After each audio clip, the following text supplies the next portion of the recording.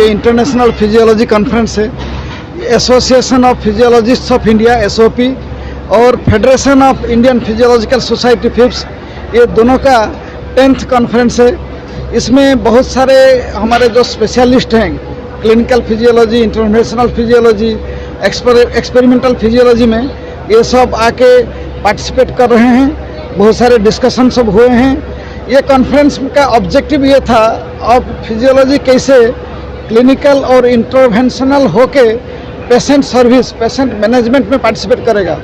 मैं आपको बताऊंगा, डीप ब्रेन स्टिमुलेशन ये एक नया कॉन्सेप्ट है, जो ब्रेन के अंदर एक्चुअली आप ये इलेक्ट्रोड डालेंगे और जो ये इलेक्ट्रोड स्टिमुलेट करके आप कैसे डिजीज़ को मैनेज करेंगे।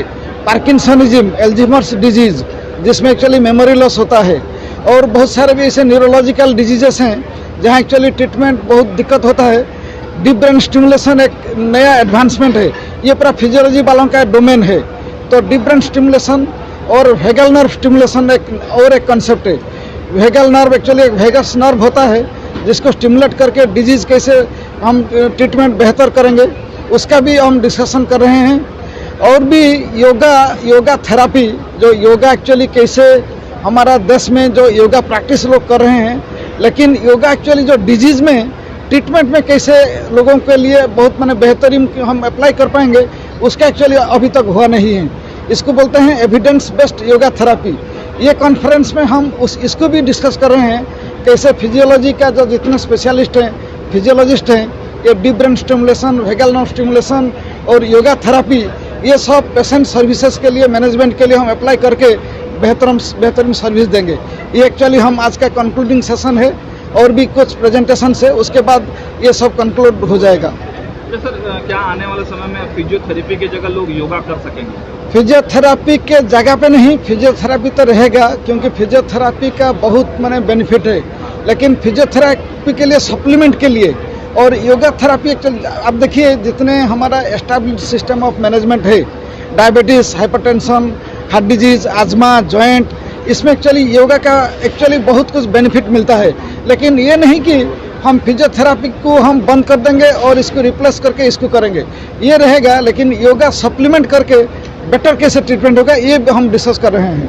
अच्छा, एम्स बिहार में अभी पहला तो आप ही का है, दूसरा ओपन हो रहा था पन्ना में, तो क्या लग रहा है सर, इतनी लोड है यहाँ पर, लोड क्षमता है, उसके लिए क्या कुछ विशेष इंतजाम है आम लोगों? एम्स में लोड एक्चुअली मैं आपको बताता हूँ, मैं इधर 2 साल जो ज्वाइन किया हूँ, जुलाई 2022, उसके बाद मैं आपको बताता हूँ।